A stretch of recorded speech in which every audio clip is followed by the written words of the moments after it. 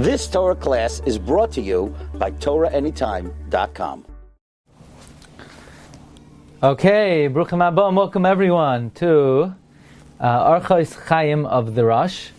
We're continuing in the Sefer. Today, we are going to begin the first ois of Yom HaRishon. By the way, someone shared with me today that not only is the Orchos Chaim of the Rosh the practice of the yeshiva in Kelm, instituted by the Alter of Kelm, originally instituted by the Tosfos Yom Tov to be learned before Baruch Sha'amar, but even in the Lakewood Yeshiva today, they learn the Orchos Chaim of the Rosh in Elul with a chazan as instituted and received by the Mashgiach, Rav Nassan Wachtfogel.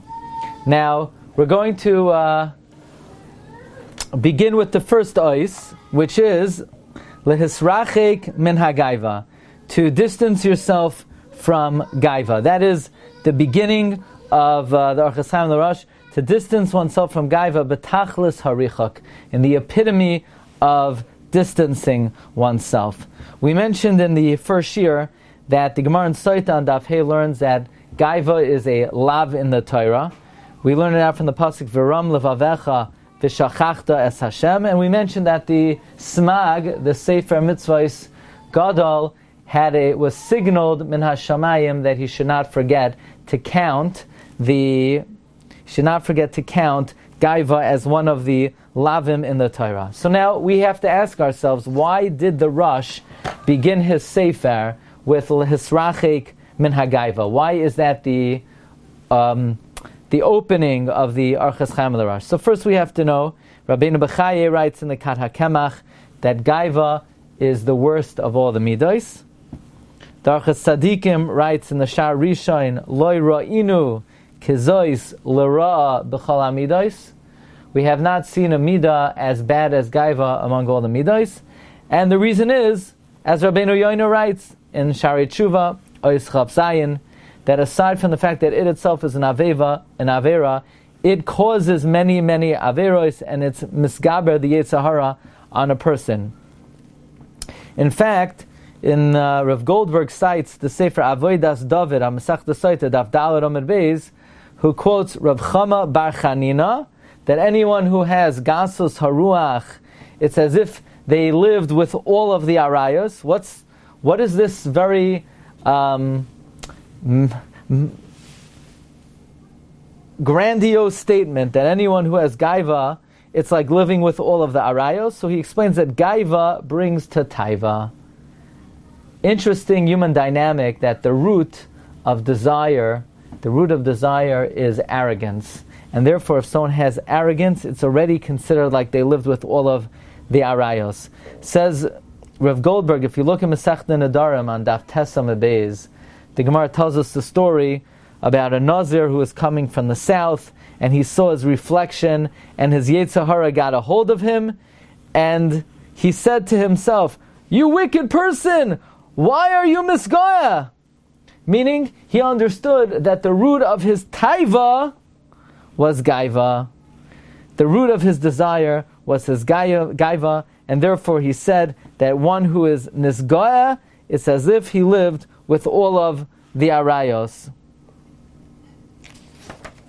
Now, interesting, the Rosh says one should distance himself from gaiva betachlis harichak, the epitome of distancing. So, if you look in the Rambam, in Hilchos Deos, Halacha Gimel, Parak Beis Halacha Gimel, the Rambam says there are certain opinions that one cannot take the median road. We know that in general, the opinion of the Rambam is one should take the median road, but there are certain midos that one cannot act in moderation. One has to go to the extreme, and one of them is gaiva, v'hu goiva leiv. It's not enough, the Rambam holds, to be an onav. One needs to be a shval ruach. One needs to be a ruach nemucha. Therefore, it says by Moshe, Vish Moshe onav ma'oid. It doesn't say he was an onav. He was an onav ma'oid. By the way, what's the Rambam getting at? The Rambam says, Agois Maimoni, that Not like the Manda Omar, that it's mutter for Talmud Chacham to have Shminis Shebe Shminis. No, the Rambam is paskening that that one cannot even have a Shminis Shebe Shminis. So interesting. Why did the Rambam quote the pasuk Va'ish Moshe Anav Ma'oid? Why didn't the Rambam quote the pasuk that Moshe Rabbeinu said V'nachnu ma, that Avram Avinu said V'anochi Ofer Ve'efer, and Moshe Rabbeinu was even more because he said V'nachnu ma. So he says that